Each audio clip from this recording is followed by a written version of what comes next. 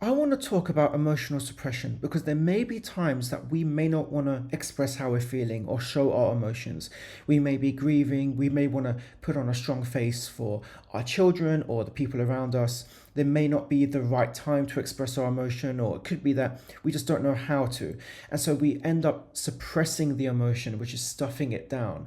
And now there's a difference between suppressing your emotions and regulating them. And I will talk about that in this video, but I want to really get to what emotional suppression is and the consequences it can have for your health. Now, our emotions are designed to express an unmet need that we have. So our emotions sit on top of our needs. It is not the emotion that we need to pay attention to necessarily, it's what our emotion is trying to communicate.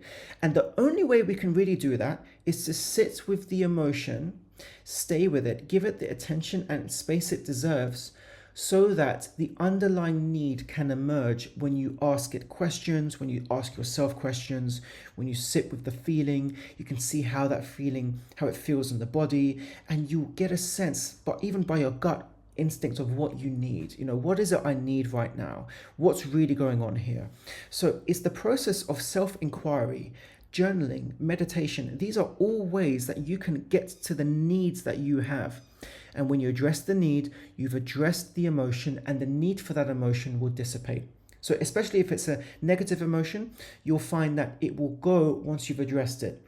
But if you suppress it, which is to say, block any attention going to that emotion, and instead doing something else, while it might feel like it's gone away, what you've actually done is numbed it, but it's going to come back even stronger, because the emotions never go away because the underlying need has not been addressed. Emotional regulation is when you acknowledge your emotion, you label it, you've identified it, and then you be like, okay, what is it I need right now? What is my emotions telling me? What's my body telling me?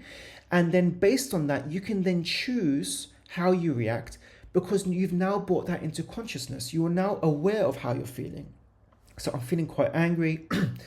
In the past, I felt angry and I've shouted, and that's not really helped me. It's not helped the people in my environment, and that anger's never really gone away. So what is it I need to do? Well, I know now that going for a walk makes me feel relaxed, and it gives me the space I need to really understand what my needs are and what my thoughts are going through my mind. And after the walk, I've calmed down, I can then express what my needs are to the person that it pertains to, all right, or it pertains to. So essentially, by expressing that need, you've addressed the emotion, you've satisfied the emotion. Emotional suppression is when you do the opposite. You don't even acknowledge the emotion. It might be because it's so painful or it's too overwhelming to even bear. And that's understandable why we want to suppress it and make it go away, because we don't perhaps have the skills or the emotional resilience to sit with it. That's why being self-aware is so critical, because you can catch when you need to give yourself that space, when you need to give yourself that time, and you will serve your health in the longer run. Now, the consequences of suppressing your emotions is you think the emotion goes away, and it doesn't. And this links back to something that Carl Jung, who's a very famous psychodynamic psychologist, talked about, which is psychic energy. When we give attention to our psychic energy, so the emotions form part of the psychic energy, it falls in that realm. When we give it attention, because we've given it the attention it needs, it then becomes satisfied, and we experience new emotions that arise from that. But when we don't give it attention, it comes back. And if we suppress the emotion, we suppress it, but it comes back because we haven't satisfied the underlying need. And if we do that for long enough, and if we suppress from long enough, and I know this from personal experience, it will start to manifest physically. We start to become physically ill. So you know this, if you're in a very stressful job, but you're not giving it the space that you need, you're not listening to the stress, and you keep doing the busy job, eventually you are going to get sick. You are going to feel that physically. You might be that your heart rate increases to the extreme. You may get a heart attack, or you might even get manifestations of rashes or things on your skin. The emotions find a way to get your attention one way or the other. And often what happens is it manifests physically within us, because now it's saying, you have been ignoring me for so long, now I'm going to force you to pay attention to me. And what's really difficult is that when it manifests physically, we don't have a clue that it's our emotions. We're now even more clueless about where this thing is coming from. And there's no physical explanation for it. It's not like we have any allergies or anything. Then the result is probably that it's stress.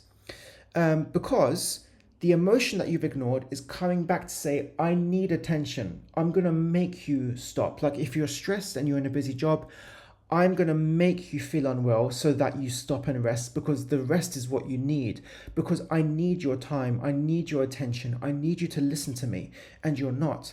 So this is why processes such as meditation and journaling are a critical way of mediating and regulating our mental health and regulating our health overall.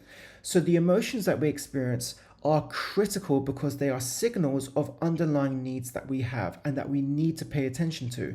The longer we ignore those needs, the more likely it is that those needs are going to manifest in other ways that will make us stop, that may affect our physical health. And we've seen this time and time again. Emotional suppression is very tricky because in most cases you're not aware you're suppressing it.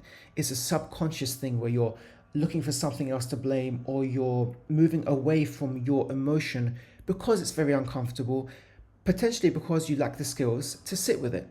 So a good way to avoid emotional suppression is to practice emotional resilience, which is to stay with the emotion. Now, the discomfort is going to tell you to do something else or suppress the emotion.